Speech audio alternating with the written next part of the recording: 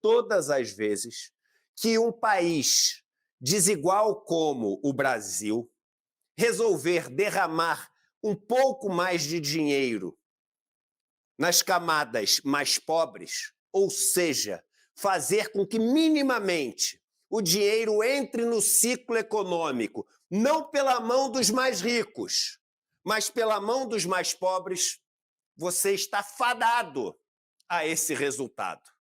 Esse resultado, ele é inescapável. A economia vai melhorar.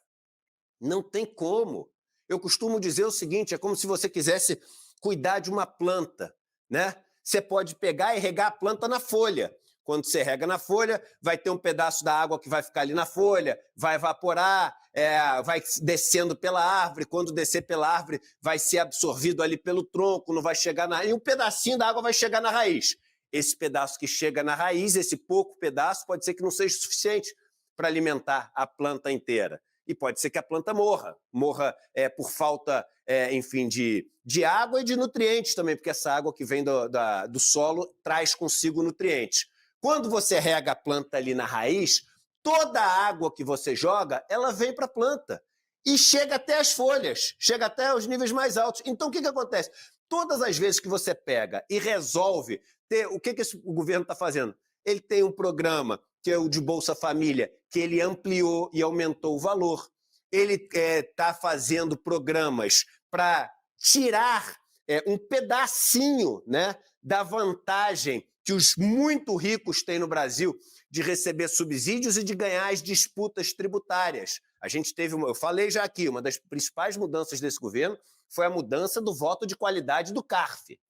Foi uma mudança importantíssima. E tirar aquele oba-oba dos impostos de renúncia que tinha quando empresas usavam o benefício fiscal que tinham para abater o benefício no imposto que tinha que pagar. Quase 100 bilhões por ano. Uma vitória que ele conseguiu no STJ também. Então, o que quer dizer isso? É você tirar riqueza que cai na folha e botar que cai na raiz. Meu irmão, não tem erro. Não tem erro. A economia cresce. É uma forma que o Lula já experimentou, inclusive, né? E se fizer mais 10 vezes, o resultado 10 vezes vai ser esse. O grande medo das pessoas que defendem o neoliberalismo é que, à medida que você faz isso, a raiz vai se fortalecendo. A raiz vai se fortalecendo. E quando a base se fortalece, meu irmão, ela pode se estruturar. Quando a base se fortalece, ela desenvolve um pensamento crítico e uma percepção do que está acontecendo que é perigosa. A minha crítica, quando eu faço aqui ao governo Lula, sempre vai ser o seguinte: olha, que legal que você fez isso, mas eu acho que não é o suficiente e não acho que não é nem perto do suficiente. Eu acho que a gente tinha que tentar fazer mais.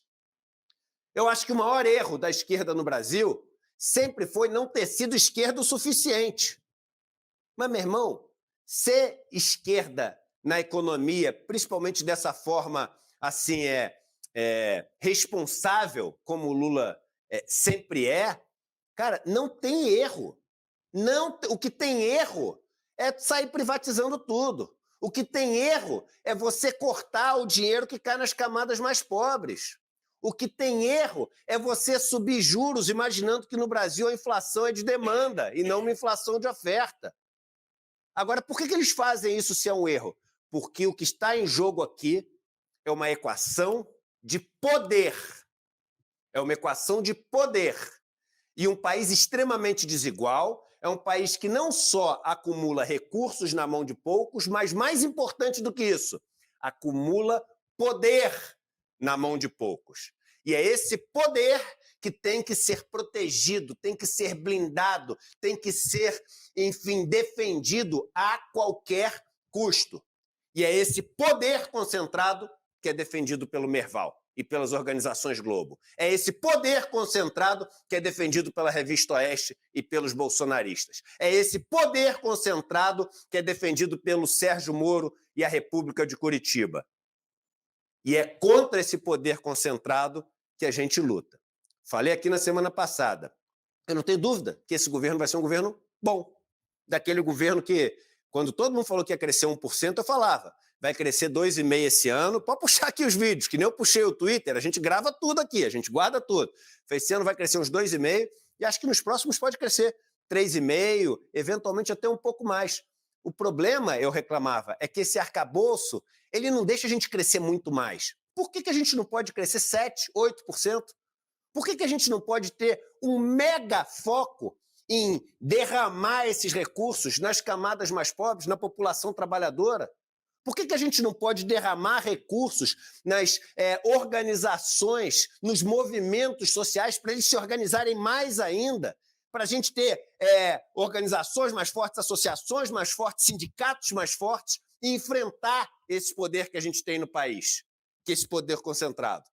Então, a minha luta aqui, é o seguinte: esse governo, a área econômica, vai fazer a economia melhorar. Eu não tenho dúvida. A situação das pessoas mais pobres vai melhorar. Eu não tenho dúvida, porque não tem erro. Não tem erro. E não é sorte.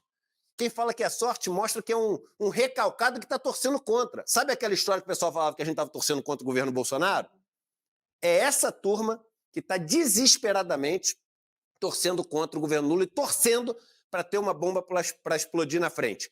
Esse governo vai apresentar uma economia boa, mas eu acho que a gente não deve mirar no boa. Eu acho que boa não basta para um contingente de mais de 100 milhões de pessoas que não tem o futuro que deveria poder ter para oferecer para os seus filhos. É por isso que eu digo que é o seguinte: vamos buscar mais conflito, vamos buscar uma ruptura com esse modelo econômico, e aí sim, uma revolução da maneira desse país funcionar. E não tem erro. Se a gente buscar essa revolução, se a gente buscar essa ruptura com essa lógica econômica, se a gente buscar esse caminho, que é o caminho onde o Estado tem um papel importante, onde os trabalhadores e trabalhadoras podem se organizar, onde as pessoas que geram a riqueza do país têm direito a ficar com essa riqueza, isso gera produtividade, porque essa pessoa sabe o que fazer com dinheiro, porque ele sabe criar riqueza. Quem não sabe o que fazer com dinheiro é o cara da Faria Lima, que ganha uma fortuna de juros em troca de nada. A gente esteriliza a economia funcionando do jeito que o neoliberalismo quer que a gente funcione.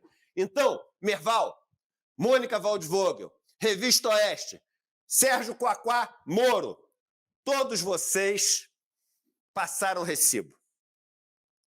Lula está colhendo a sorte daquele que faz a coisa certa.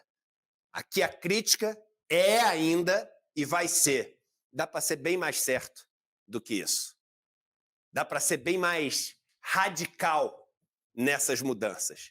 E as pessoas não precisam ter medo desse radicalismo, porque o destino para esse país, se a gente for radical, como nós propomos aqui, é ser um país mais justo, mais digno e com menos pobreza.